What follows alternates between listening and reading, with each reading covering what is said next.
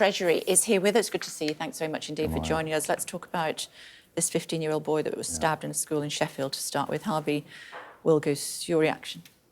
Well, first of all, to his parents and those around him, it must be a devastating time for them, but also to the parents of children both in Sheffield schools and around the country who'll be wondering when they put their child into school today, are they going to be safe?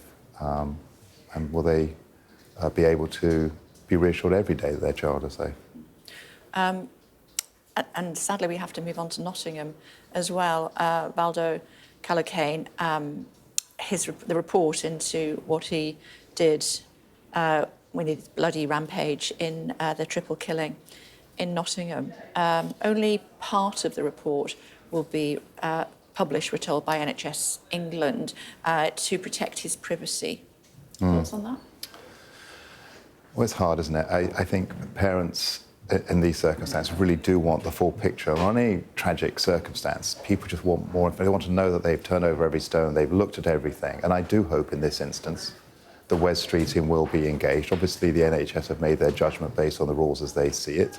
But perhaps the Secretary of State here can find some way that he can give more comfort to the family and to meet some of the concerns they have that they're not getting the full picture. OK.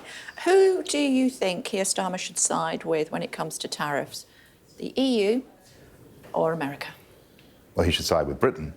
That was the whole point of us leaving the EU, is that we now have the toolkit where we can promote British interests, British consumers, and British producers. And that's really what we need. We need someone leading the country who can take that toolkit and negotiate, whether it's with the EU or with the US, but always with British interests at heart. OK, but how do you do that when they're at loggerheads and it's the bloc is our biggest trading partner and the US is our second biggest trading partner? Well, when you've got two people at loggerheads, the best thing is to sort of keep out of the way while they resolve their differences. And as we've seen between the US and Mexico... Donald Trump is not as easy as that. Well, it sort of is, really. I mean, Donald Trump is really good negotiator. He loves that. He's a deal maker.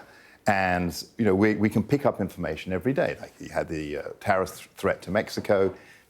Mexico moved some security forces to the border, and suddenly the tariffs are on hold.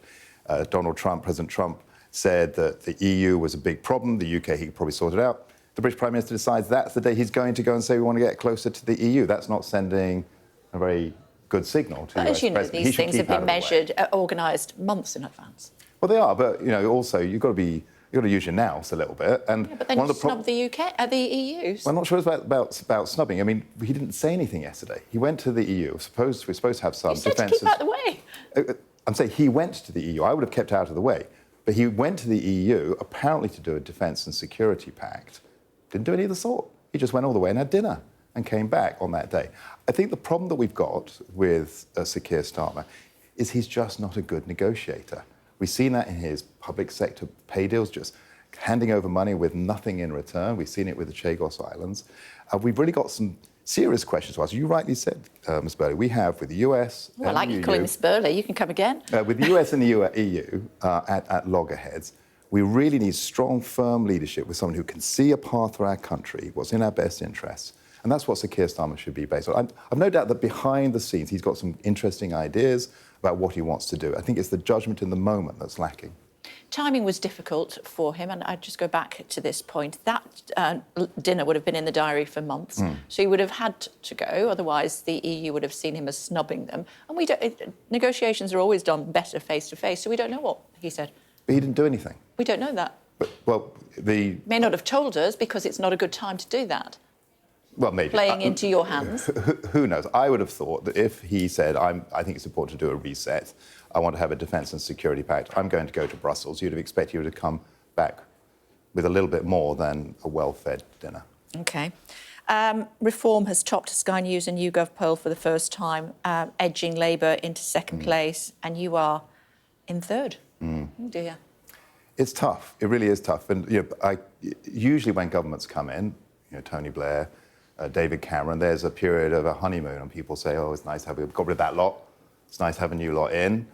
This time it hasn't happened, has it? It looks as though it has.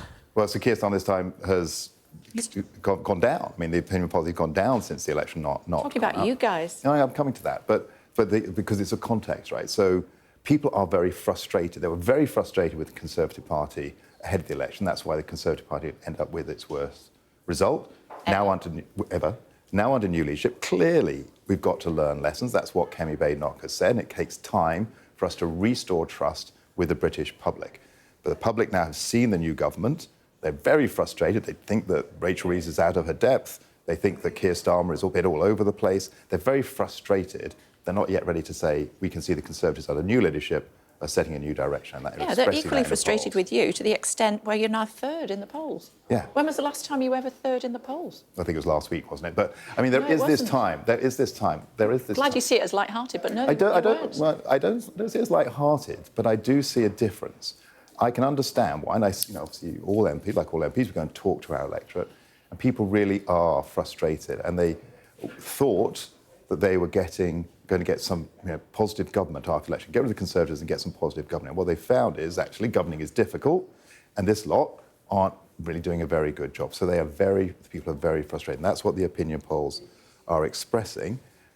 I can't control how the public feel about this government. We can hold them to account. We hold them to account, the government to account in Parliament. What the Conservative Party needs to do is to learn the lessons from 14 years in office, do the hard work of looking at the principles that can guide us into office again, and then communicate to the British public so we earn back their trust. And that will not happen overnight. Or in 8 months, because it's 8 months in and you're third in the polls. They think that reform, a little ragtag group, 5 of them, are doing better in the polls than you are. Well, you said it yourself, a ragtag group. So that is a frustration. That's an indication of frustration that people will reach for that. But ultimately, the lesson that people, I think, have in polls is when it comes to the poll, the general election, is they choose a party for government. And when it comes to that moment, if the Conservative Party have done the hard work we started to do, and we've earned back the trust of the British public, they'll put their trust in us again. It's good to see you. Thank you very much indeed for joining us. Thank you very much. Thank you.